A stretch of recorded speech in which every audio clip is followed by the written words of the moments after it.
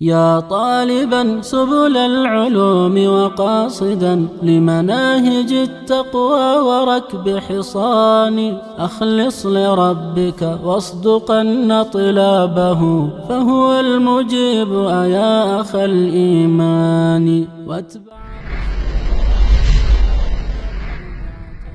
مآل ذي بدع إلى خسران وتزودن نوافلا السلام علیکم ورحمۃ اللہ وبرکاتہ۔ سوال یہ ہے کہ جو لوگ تراویح کی نماز تو پڑھتے ہیں لیکن اس کے علاوہ جو سارا سال ہے فرض نمازوں میں کوتاہی کرتے ہیں تو ایسے لوگوں کو کیا کہنا چاہیے؟ وعلیکم السلام ورحمۃ اللہ وبرکاتہ۔ بس ایسے لوگوں کو نصیحت کرنی چاہیے کہ جز وقتی نہیں کل وقتی مسلمان بننا چاہیے۔ اللہ سبحانہ و تعالیٰ نے قرآن پاک میں بھی ارشاد فرمایا ہے ادخلوا فی السلم کافہ، دین اسلام میں پورے کے پورے داخل ہو جاؤ۔ اور یہ تو یہود و نصارہ کا طرز عمل تھا کہ جو دین کی بات اچھی لگتی مان لیتے، جو اچھی نہ لگتی اس کو رد کر دیتے، عمل نہ کرتے اس پر۔ افتؤمنون ببعض الکتاب وتکفرون ببعض، کتاب کے کچھ حصے پر ایمان اور کچھ کا انکار۔ یہ مسلمانوں کا رویہ نہیں ہونا چاہیے۔ تو ایسے لوگوں کو سمجھانا چاہیے کہ جو فرائض ہیں وہ نوافل پر مقدم ہیں۔ تراویح کی نماز یہ نفل ہے، اور جو فرائض ہیں وہ اللہ رب العزت نے فرض کیے ہیں، وہ یعنی ان کا شمار فرائض میں ہیں، وہ بندے پر ضروری ہیں ان کو ادا کرنا۔ ایک بڑی اہم بات ہے، شاید لوگ اس کو سمجھ نہیں پاتے، اس کو سمجھنا چاہیے۔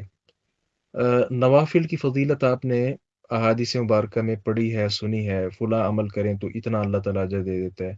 مثال نفلی روزہ رکھیں تو اس کا اللہ یہ اجر دیتا ہے، اور نفل پڑھیں تو اس کا یہ اجر ہے۔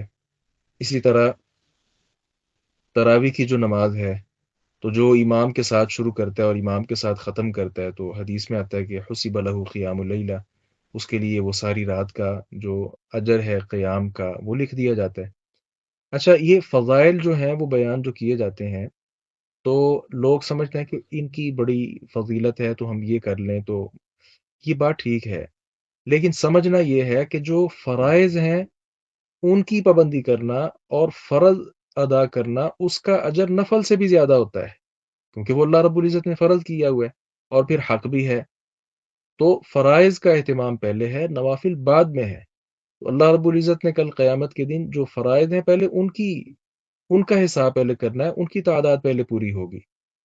تو اگر وہی مکمل نہیں ہے، نوافل کے ساتھ مکمل کیا جائے گا، اگر پھر بھی وہ مکمل نہیں ہے تو ظاہر ہے وہ انسان اس معاملے میں بہت بڑا وہ خطا کار ہے۔